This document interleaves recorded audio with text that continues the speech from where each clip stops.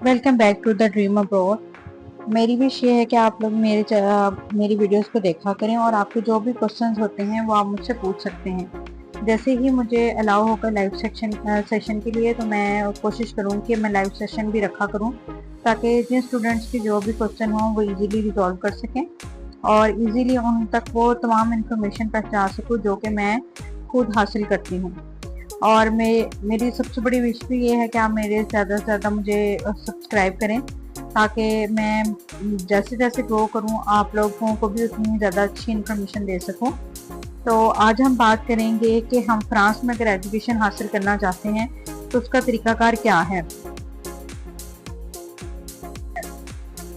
आज जो है उसका फ्रांस के ऊपर बात करना चाहेंगे कि फ्रांस में अगर आप एजुकेशन हासिल करना चाहते हैं और वो भी फ्री में तो आप बैचलर या मास्टर्स में कैसे हिस्सा ले सकते हैं और किस तरीके से कोई भी स्कॉलरशिप अवेल कर सकते हैं किसी भी अच्छी यूनिवर्सिटी के अंदर। तो आइए हम बात करते हैं कि वन बाय वन बात करते हैं कि इसका टोटल प्रोसीजर क्या है और आपको उसके लिए क्या करना चाहिए। सबसे पहले हम बात ये कर लेते हैं कि अगर आप फ्रांस में एजुकेशन हासिल करना चाहते हैं तो उसकी रीजंस क्या हैं। सबसे पहली बात तो ये है कि ये टॉप क्वालिटी एजुकेशन प्रोवाइड करता है। यहाँ पे जो भी ट्यूशन फी अगर आपको पे करना पड़ती है तो वो रीजनेबल है जिसको आप इजीली बियर कर सकते हो और पार्ट टाइम जॉब करके आप अपना खर्चा उठा सकते हो। उसके अलावा बहुत सारे प्रोग्राम जो हैं वो इंग्लिश में हैं, आपको फ्रेंच सीखने की ज़रूरत नहीं पड़ेगी। यहाँ पे पार्ट टाइम वर्क अलाउ होता है और यहाँ पे स्टूडेंट्स के लिए बहुत ज़्यादा फैसिलिटीज़ हैं जैसे कि पब्लिक ट्रांसपोर्ट हो गई, यूनिवर्सिटी के अंदर तमाम फैसिलिटीज़ हो गई। तो जो इसलिए फ्रांस को एक बेहतरीन डेस्टिनेशन माना जाता है ताकि आप अपने एजुकेशन को कंप्लीट करने के बाद यहाँ पे पीआर की तरफ मूव कर सकें और यहाँ पे आप अपने करियर को इजीली ग्रो कर सकते हैं और किसी भी अच्छी जगह पे मज़ीद अच्छी जगह पे मूव कर सकते हैं।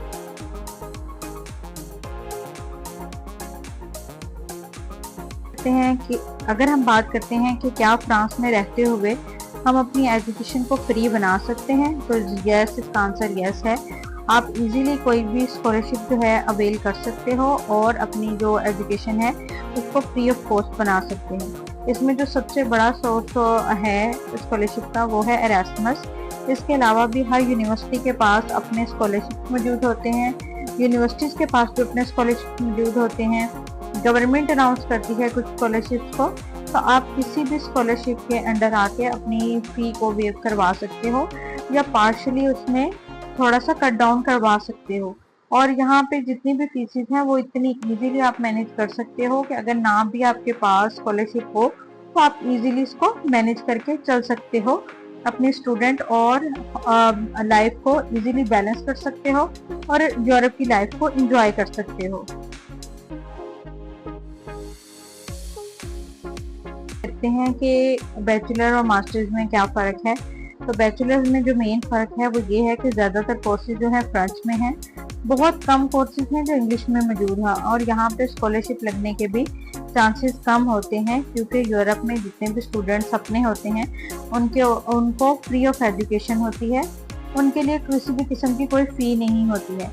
और गवर्नमेंट भी जो है वो ज़्यादातर कोशिश करती है कि वो मास्टर्स के स्टूडेंट्स को अलाउ करें कि वो यहाँ पे अपनी स्टडीज़ को परस्यू कर सकें, चाहे वो इंटरनेशनल हो या फिर नेशनल हो। तो ज़्यादा चांसेस स्कॉलरशिप के जो होते हैं वो मास्टर लेवल पे होते हैं।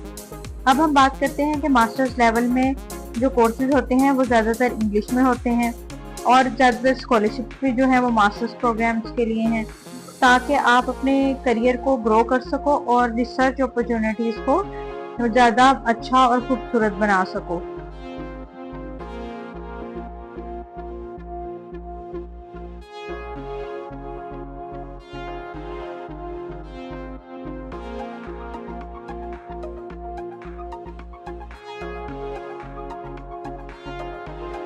अब हम बात करते हैं कि कौन कौन से स्कॉलरशिप्स हैं जो कि आप इजीली अवेल कर सकते हो इन मास्टर्स प्रोग्राम के लिए।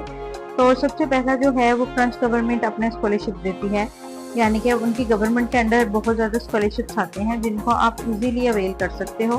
फिर उसके बाद है कि जिस यूनिवर्सिटी में आप जा रहे हो उस यूनिवर्सिटी के पास अपनी ही फंडिंग मौजूद होती हैं जिसकी बेस पे वो आपको स्कॉलरशिप्स अनाउंस कर सकते हैं।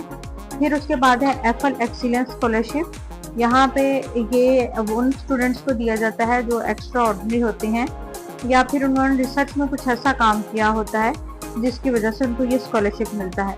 फिर आ जाता है एरास्मस स्कॉलरशिप। ये एरास्मस जो स्कॉलरशिप है ये यूरोप की तरफ से एक स्कॉलरशिप है जिसमें आप डिग्री में पार्टिसिपेट करते हो और ये ड्यूरिंग मास्टर्स प्रोग्राम आप 4 से 5 कंट्रीज में इजीली मूव कर सकते हो और यूरोप में जो मुख्तलिफ किस्म का एक्सपीरियंस है वो हासिल कर सकते हो।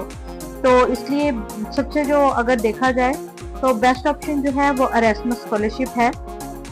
लेकिन अगर आप वो नहीं भी विन कर पाते तो कोई ऐसा मुश्किल वाली बात नहीं है, आप बाकी स्कॉलरशिप पे अप्लाई कर सकते हो और कोई ना कोई स्कॉलरशिप आपको मिल ही जाता है एज अ इंटरनेशनल स्टूडेंट्स।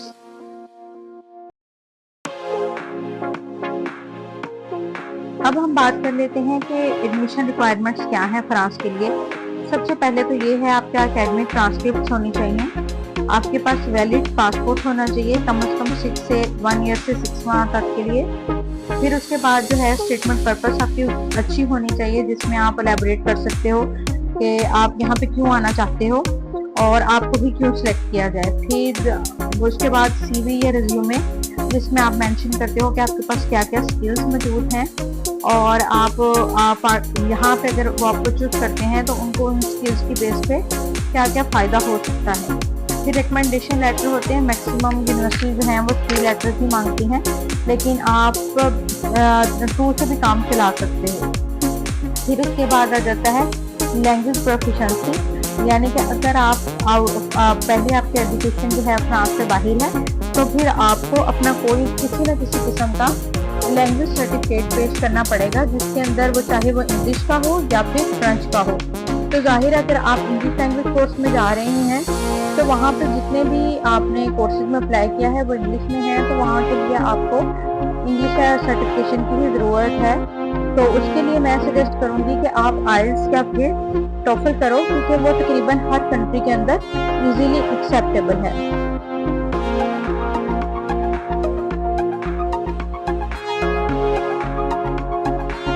अब हम बात कर लेते हैं कि अगर हम स्टूडेंट वीज़ा में जाना चाह रहे हैं फ्रांस में तो हमारे पास जो मेन प्रोसेस है वो कैसे होगा।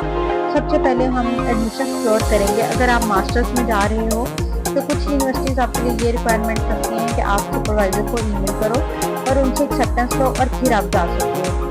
कुछ यूनिवर्सिटी जो है वो डायरेक्टली आपको एमएस में ऑफर दे देती हैं और आपको सुपरवाइज़र के पास नहीं जाना पड़ता है।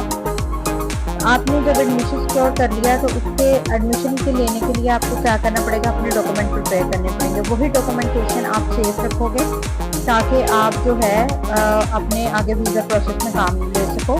फिर उसके बाद आप कैंपस जब आपका एडमिशन हो जाता है तो आप जो है वो फ्रांस कैंपस की जो जितनी भी फ़ी होती है वो पे करते हो और वो अमूमन आपके एडमिशन लेटर पे मेंशन होता है कि आपको कितने % स्कॉलरशिप मिला है और कितने % आपने पे करना है और जितनी अमाउंट है वो ये है। उसके बाद आप वीज़ा अप्लाई करने के लिए एलिजिबल होते हो। जब आप वीज़ा अप्लाई करते हो तो उसमें सारे डॉक्यूमेंटेशन साथ रखती है। फिर उसके बाद आपको इंटरव्यू अटेंड करना होता है और फिर उसके बाद प्रोसेसिंग के बाद आपका डिक्लाइन या फिर एक्सेप्टेंस का ईमेल आता है कि आपने वीज़ा रिसीव किया है या फिर आपका वीज़ा डिक्लाइन हुआ है। यहाँ पे स्टूडेंट्स को पार्ट टाइम वर्क करना अलाउ होता है। इंटरनेशनल स्टूडेंट्स जो हैं वो पार्ट टाइम जॉब कर सकते हैं ताकि उनकी हेल्प हो सके लिविंग एक्सपेंसेस को कैरी करने के लिए। और यहाँ पे जो जॉब अपॉर्चुनिटीज़ हैं वो भी काफ़ी ज़्यादा होती हैं, यानी कि आप किसी रेस्टोरेंट में जॉब कर सकते हो, किसी कॉफ़ी बार में काम कर सकते हो या सिंपल बार में जॉब कर सकते हो, किसी भी ऑफिस में as a part time job कर सकते हो। उसके अलावा आप यूनिवर्सिटी के कैंपसेस में वहाँ पे अपने सुपरवाइज़र के साथ बात करके जॉब ले सकते हो या फिर आप यूनिवर्सिटी कैंपस में जॉब जाती हैं जैसे कि लाइब्रेरियन की हो गई या मुख्तलिफ काम की हो गई, कैफ़े की जॉब्स हो गई, तो वहाँ पे आप इजीली पार्ट टाइम जॉब करके अपनी लिविंग के लिए एक्सपेंसेस इकट्ठे कर सकते हो। उसके अलावा छुट्टियों में आप फुल टाइम काम कर सकते हो, जैसे कि समर वेकेशंस हैं वो तकरीबन 3 से 4 माह की छुट्टियाँ होती हैं। फिर उसके बाद विंटर वेकेशन जो होती हैं वो भी यूरोप में तकरीबन 1 माह या 1 माह से भी ज़्यादा होती हैं, तो आप इजीली वहाँ पे फुल टाइम काम करके अपने एक्सपेंसेस और स्टडी एक्सपेंसेस दोनों को कैरी कर सकते हो।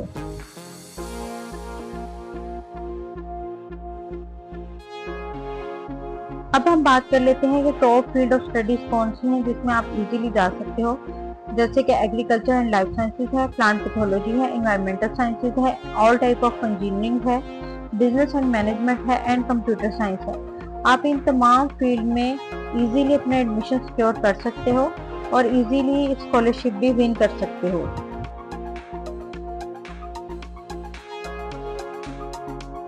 अब हम बात करते हैं कि फ्रांस में जो पब्लिक यूनिवर्सिटीज हैं उनमें फीस कितनी होती है। तो यहाँ पे तकरीबन 170 पाउंड से 500 पाउंड होती है पर ईयर होती है, जो कि कोई भी एक पोर से पोर फैमिली का स्टूडेंट भी जो है वो अफोर्ड कर सकता है। बस थोड़ा सा आपको कोशिश ये करनी पड़ेगी कि आपको पब्लिक यूनिवर्सिटी में एडमिशन मिल जाए, ताकि आप अपनी अपनी जो ज़िंदगी है उसको बेटरमेंट की तरफ लेके जाएं और आप पार्ट टाइम जॉब करके बहुत अच्छा खासा कमा सकते हो, जिससे ना सिर्फ आप अपनी ज़िंदगी को बेहतर कर सकते हो बल्कि अपने घर वालों की भी ज़िंदगी बहुत अच्छे से मैनेज कर सकते हो।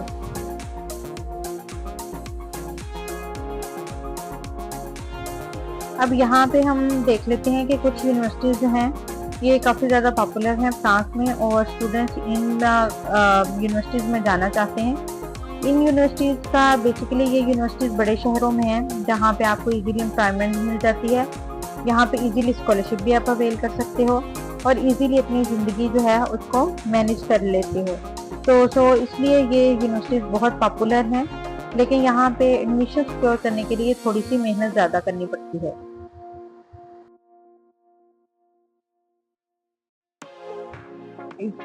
यहाँ पे 500 प्लस कोर्सेज ऐसे हैं जो कि इंग्लिश में टीच करते हैं, स्पेशली इन मास्टर्स प्रोग्राम में।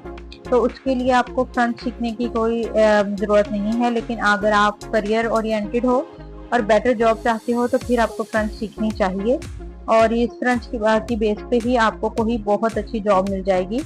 तो इसलिए ये पढ़ाई के दौरान ज़रूरी नहीं है, लेकिन जॉब के लिए ज़रूरी है। अच्छा, अब हम बात कर लेते हैं कि अगर हम फ्रांस में रहना चाहते हैं तो हमारे मंथली एक्सपेंसेस कितने तक हो सकते हैं। सबसे पहले तो ये है अकोमोडेशन जहाँ पे हमें रहना है। अगर हम अपने प्राइवेट लेते हैं तो 600 तक आएगा। अगर हम शेयरिंग में लेके चल रहे हैं तो 300 या 300 से भी कम में पड़ेगा। उसके बाद हम फूड की बात करते हैं तो तकरीबन 150 पाउंड से 250 पाउंड तक जाएगा। ट्रांसपोर्टेशन के लिए हमें ट्रांसपोर्ट कार्ड चाहिए होता है जो कि 30 पाउंड से 60 पाउंड के दरमियान में होता है अकॉर्डिंग टू देयर ट्रैवलर। और फिर उसके बाद अदर एक्सपेंसेस में यानी कि आपकी अपनी शॉपिंग हो गई, पर्सनल एक्सपेंसेस हो गए, आपका घूमना फिरना हो गया, तो वो तकरीबन 50 पाउंड से 100 पाउंड के दरमियान में होगा। तो अगर हम बात करें तो एक स्टूडेंट जो है अपनी नॉर्मल लाइफ को 600 पाउंड से स्टार्ट कर सकता है और अपनी ज़्यादा कंफर्ट की तरफ लेके जाते हुए भी 1000 पाउंड में इजीली गुजारा कर सकता है।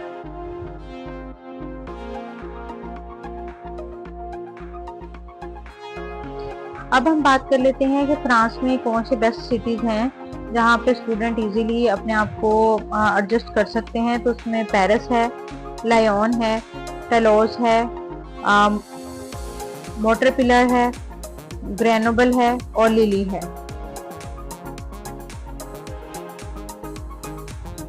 अब हम बात करते हैं कि अगर हमें एडमिशन सिक्योर करना है तो उसके लिए कैसे करनेंगे। सबसे पहले हम कोई भी प्रोग्राम चूज करेंगे और अपनी पसंदीदा यूनिवर्सिटी को शॉर्टलिस्ट भी करेंगे। उसके बाद हम रिक्वायरमेंट्स चेक करेंगे कि क्या हमारी इंग्लिश टेस्ट स्कोर और बाकी रिक्वायरमेंट्स पूरी हैं। फिर उसके बाद हम अपने डॉक्यूमेंट्स को प्रिपेयर करेंगे और ऑनलाइन अप्लाई करेंगे। जैसे ही हम ऑनलाइन अप्लाई करेंगे तो साथ ही स्कॉलरशिप के ऑप्शन आएंगे।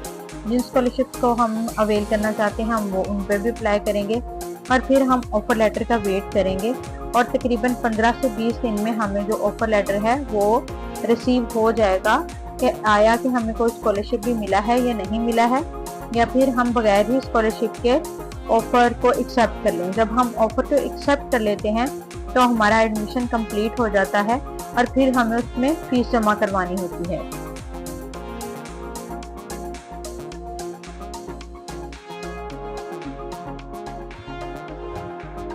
अच्छा जी, अब है कि स्कॉलरशिप किस बेस पे मिलता है। आपका स्ट्रॉन्ग एकेडमिक रिकॉर्ड होना चाहिए। आपने जो अपनी एसओपी जो मोटिवेशन लिखी है वो उसकी वाकई ही एक स्ट्रॉन्ग रीज़न होनी चाहिए कि आपने फ्रांस को क्यों चूज़ किया है और आपके जो गोल्स हैं वो क्या हैं। आपका रेलिवेंट एक्सपीरियंस यानी कि आपका कोई रिसर्च एक्सपीरियंस होना चाहिए, आपकी पब्लिकेशंस होनी चाहिए। फिर जो है जितनी जल्दी आप अप्लाई करोगे उतनी अच्छा आपको ऑफर लेटर रिसीव होगा। और आपको एक टाइम में सिर्फ एक यूनिवर्सिटी और एक स्कॉलरशिप के लिए अप्लाई नहीं करना है, बल्कि आपको एक से ज़्यादा यूनिवर्सिटीज़ में अप्लाई करना है और वहाँ पे तकरीबन हर किस्म के स्कॉलरशिप को अप्लाई करने की कोशिश करनी है, ताकि कोई ना कोई उसमें से स्कॉलरशिप जो है आपको एज ए इंटरनेशनल स्टूडेंट मिल जाए, जिसमें आपकी ट्यूशन फी में काफ़ी ज़्यादा हेल्प हो जाती है और वो आपकी बचत में काउंट हो जाता है। अब हम बात कर लेते हैं कि कुछ यहाँ पे इम्पोर्टेंट वेबसाइट्स हैं जिनके थ्रू आप इजीली जो है फ्रांस की यूनिवर्सिटीज़ को टारगेट कर सकते हैं और इनके थ्रू देख सकते हैं कि आपके लिए कौन सी यूनिवर्सिटी बेस्ट है और कहाँ पे आप इजीली स्कॉलरशिप अवेल कर सकते हो।